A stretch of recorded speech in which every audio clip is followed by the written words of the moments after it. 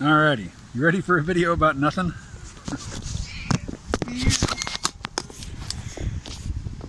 Here we go.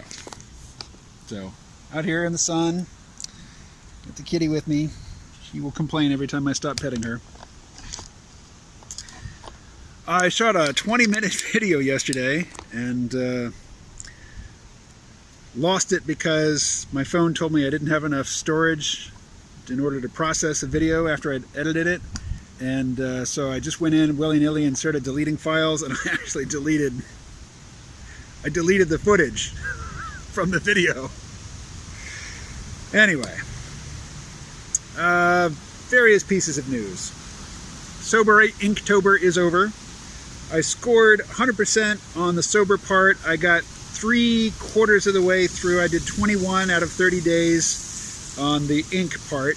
So one day I missed, and so the next day I made up a day, and then that was it.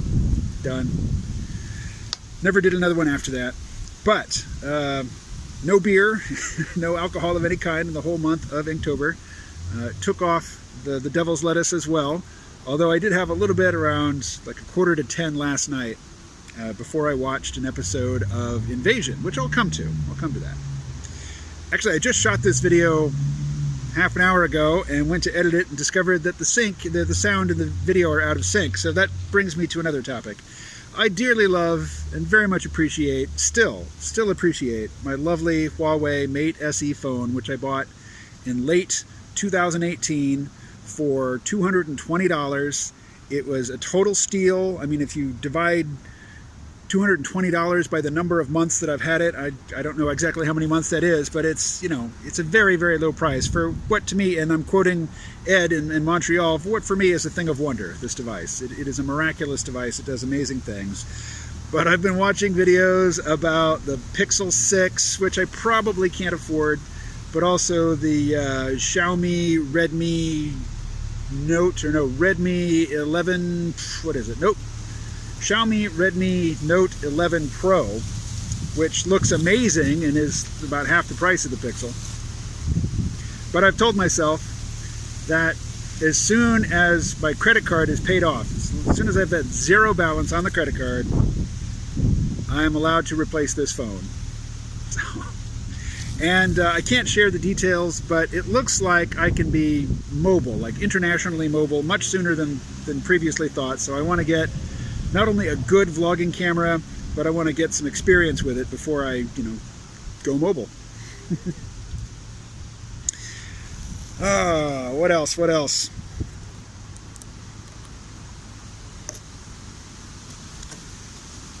There's a show, you know, I got Apple TV to watch Foundation, and I'm really enjoying Foundation. As I've said before in other videos, I haven't read the books since high school. That was in the 80s. They were never precious to me. I don't care if the show deviates. And, you know, just for the sake of having a cast of characters that continues throughout the entire season and maybe into future seasons, I like some of the way they're reworking the show. Because the books aren't like that. You get, you know, you get one little vignette and then you jump forward a couple hundred years. You get another little vignette with different characters. You jump forward another couple hundred years. You know, that's interesting in terms of ideas, but in terms of having characters that you can be attached to and wonder what happens to them, and, you know, invest yourself in the story because you care about the characters, you know, the original Asimov formula just didn't work very well. So I don't mind the changes. I bring it up, though, a couple reasons. One, and I think I said this in a previous video, Foundation was really either smart or lucky in that they opened a few weeks ahead of Dune. What Foundation really had going for it as its selling point was the gorgeous, gorgeous visuals. And at this point, the gorgeous visuals have worn off on me. I'm just tuning in for the characters and the plot. And in terms of gorgeous visuals, nothing recent holds a candle to Dune. You know, even billion-dollar Foundation. But I was talking to Rose this morning, and she told me that she saw Dune and she loved it. And I asked if she saw it on her parents' TV, because her parents have a big screen TV. She says, no, TV's been broken for a while, and my parents don't watch TV much, so they haven't bothered to fix it. So she said what I was fearing she would say. She saw it on a laptop. And even worse, she wasn't the only person watching, so the laptop wasn't front and center, taking up a big portion of her field of view. She was watching with somebody else, so, the small screen experience. But she really liked it. I'm glad. I really liked it. Oh, wind picking up. But Invasion. This show, Invasion, I wasn't interested because I'm not interested in the alien invasion story formula. Science fiction isn't really about the future. It's not, some authors attempt to work out some of the implications of different technologies, but almost invariably what you get is a world that's pretty recognizable to us with one technology which is very, very different, which in and of itself would have enormous changes in the social structure and in people's attitudes and human psychology. Fiction that really represents the mindset of the future and the social dynamics of the future would probably be off-putting, or at least really inaccessible to most readers. Alrighty, I moved inside because the wind noise was getting intense, and also so I could look at the screen here and give you some names of actors for characters and things in Invasion. So I wasn't going to watch Invasion because the alien invasion story pattern just doesn't appeal to me. It's because, living here in the United States in the 21st century, the fear of invasion by, alien being other national powers, it doesn't even rate. It doesn't. It's not on the top 10,000 of my concerns. So I was thinking, the whole premise is just not interesting. Science fiction. I think if humans make contact with aliens, it won't be, in the context of they're invading our planet. Why would they do that? What would they want here? There have been, like in V, they were here for water, and there have been others where, they've come for water. Why do you want the water down at the bottom of this gravity well when the outer solar system is full of the shit just floating around in nice chunks of ice? Why come here to get the hard water, to get the difficult, the inaccessible water? It makes no sense. What would they want? Human slaves? Or, like in the remake of The Day the Earth Stood Still, which is several years old now, but it has its strong points. It's got its weak points as well, but it definitely has its strengths. And in that, the aliens, and also in Knowing, the Nicolas Cage vehicle, which I think was an Alex Proyas film. The aliens were here to preserve the biodiversity of Earth. In Knowing, they were taking specimens to preserve because the Earth was going to be destroyed, I think, by a solar storm, like something, not an electromagnetic storm that's going to knock out our electronics, but by, flame. The Earth is going to be charbroiled. And in The Day the Earth Stood Still,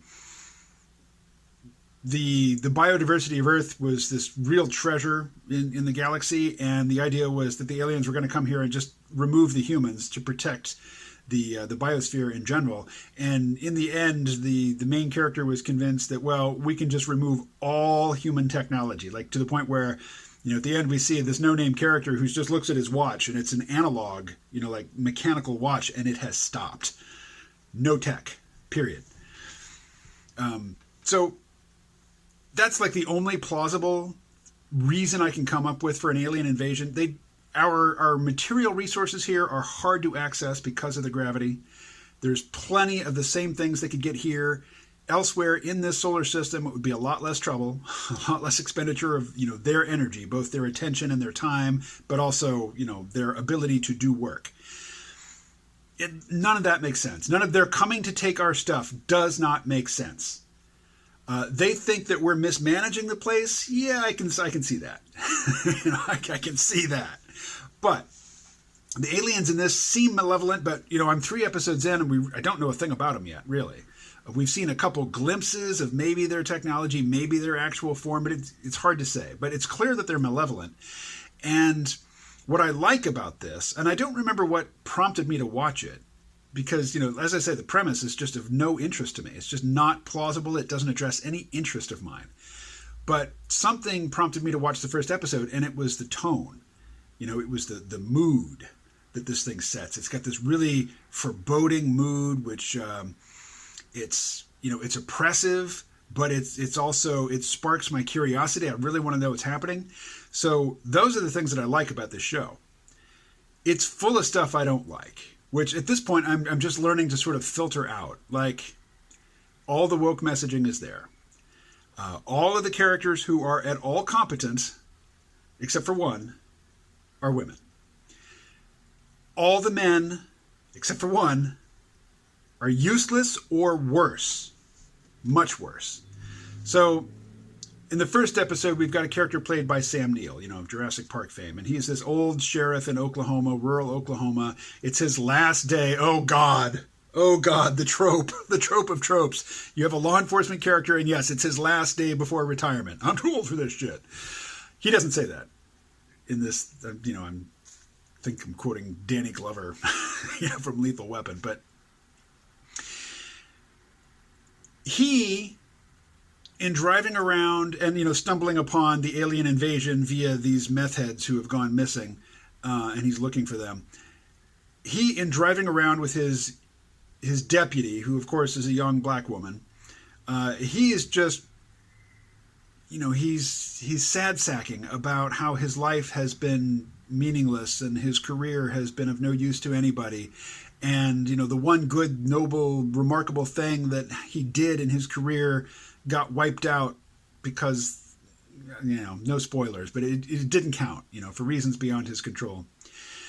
And all the other people in his life that he's talking to are either piece of shit, absolute piece of shit white people, like genuine straight up Nazi skinheads who call his deputy Deputy Coon, or they are women who are trying to placate and soothe him and say, it's okay, honey.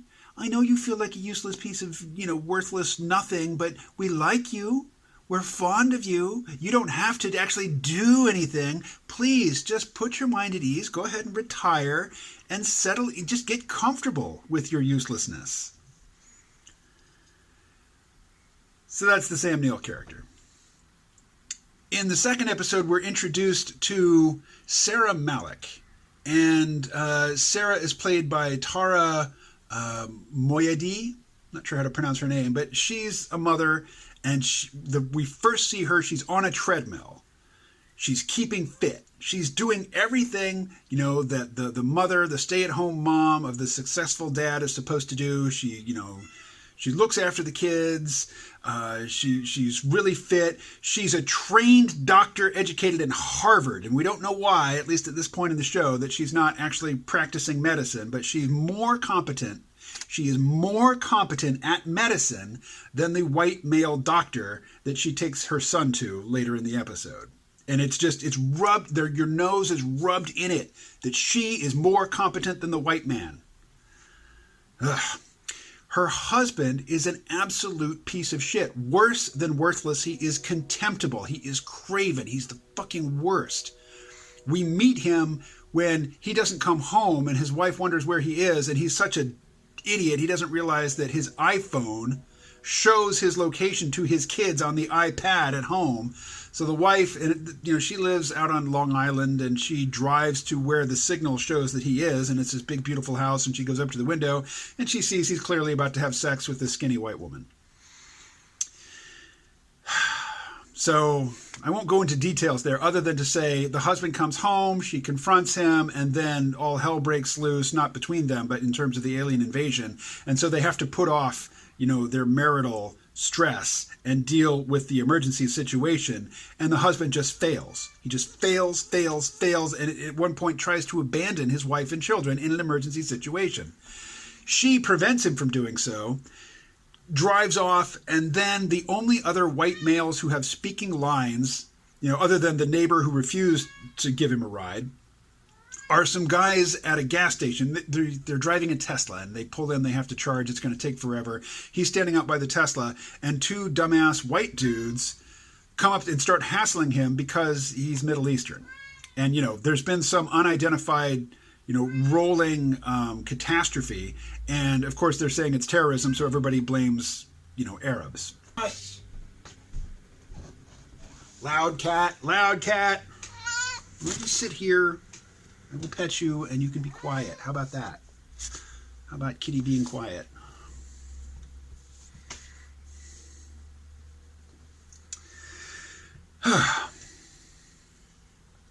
So the other character, a male character, and a competent and respectable but also a relatable male character. And this is funny. He's an American soldier in Afghanistan. Now, a couple years ago, when the showrunners are either writing the scripts or hiring other writers to create scripts for them, it just seemed natural and obvious that the United States would still be a military presence in Afghanistan when the show aired. And it's funny that by the time the show aired, the U.S. is gone. The U.S. is gone from Afghanistan. So the TV show is anachronistic in this respect. But there is a character, the actor, his name is Shamir Anderson, I believe. And he plays, I don't know his rank, but he's the senior member of his unit in Afghanistan. And it's stated over and over again in the short period in which the character is introduced that he really cares about the men under his control. He's super not racist. Like, he's really friendly with the white guys. There's a point where one of the guys under his command is speaking to his grandmother back home in Mexico, I'm guessing, and they're speaking in Spanish, and he comes over and, like, the grandma, the abuela, wants to talk to the commander, and he's not an officer. I don't think he's an officer, but, the top dude in the unit. And he's actually learning a little bit of Spanish to talk to grandma, but interestingly, when we see him talking to his wife and or girlfriend, not and or girlfriend, via Skype or Zoom or whatever, things are frosty between them. And he pretends, like he puts on this act in saying goodbye to her, of being really emotional and effusive and affectionate. And maybe she's already hung up by this point. But when we could see what she was saying and how she was responding to him non-vocally. Things are not good between them. But he's a really caring dude. So he's the one exception. He's the one male character, main character with the speaking part, who is both admirable and competent. But there is some, dysfunction below the surface where we know that we can trust, a black woman that we've only seen for 30 seconds on the other end of a call. If she's displeased with him for some reason, that surely shows a flaw in this guy's character, right? It can't be her. That's not how Hollywood works. It can't be her. But so far it hasn't been revealed, what his flaw is. And then we have another character, there's a subplot that takes place in Japan. And the character works for, in the show, the Japanese space agency is called JASA, J-A-S-A, like Japan, NASA. The actual Japanese space agency is JAXA, J-A-X-A. But this character, she works for mission control in communications, and we find out that, the love of her life is this female astronaut who's gone up in the first Japanese space shuttle. Yes, meow. And the shuttle is destroyed by the aliens, of course. No, not the shuttle. I think they go up to a space station. They're in a space station, and it's destroyed by the aliens. And every male character in that plot is either, incidental or they're part of the problem. So, of course, in the whole Japanese setting, the only character who is at all competent, admirable, relatable, of course, is a lesbian. And in fact, we get a scene with her mother where the mother is saying, oh, maybe it's for the best that your lesbian lover is dead. Now you can meet a nice man, so the mother, in being heteronormative, is, villainous. So, I'm complaining a lot about the messaging of the show, but I want to come back to the point that I don't watch a lot of scripted dramas. And, there's so much stuff to choose from. If I've seen 3 episodes of something and I plan to go back for the 4th, that in and of itself says that there's something there that's bringing me back. Now, the exception is Titans on HBO. This is, Robin or Nightwing, I suppose, and Starfire and Raven. When I was reading comics growing up, were the new Teen Titans have been reinvented many times, and this is a live action show. It's on HBO. It's full of 4-lettered words and sex scenes, and so it's for HBO. It's like the comic for HBO, but done in a very cheesy fashion to the point where I'm actually kind of embarrassed at how much of it I've actually watched. But other than that, I don't binge shows except for Squid Game. I don't watch a lot of scripted dramas. It's basically the YouTube effect on me. I put out videos that are longer than I will watch myself because I can't commit to 20 minutes. I'll sit there for 3 hours and watch, a whole bouquet of 10, 15, maybe 17, 18-minute, videos. But to me, sitting down to watch an hour-long piece of scripted drama, it seems like a real ask in terms of my time and attention, and I don't give it out very easily. So the fact that I am giving it out, in 1 hour increments each night to Invasion speaks well of Invasion. And again, it's the mood. It's the mood and the tone that keeps me coming back. It sets this really compelling sense of suspense and foreboding. When that wears off, maybe I'll check out. I'll let you know. Anyway, this has gone on long enough. I will talk to you again pretty soon. See ya.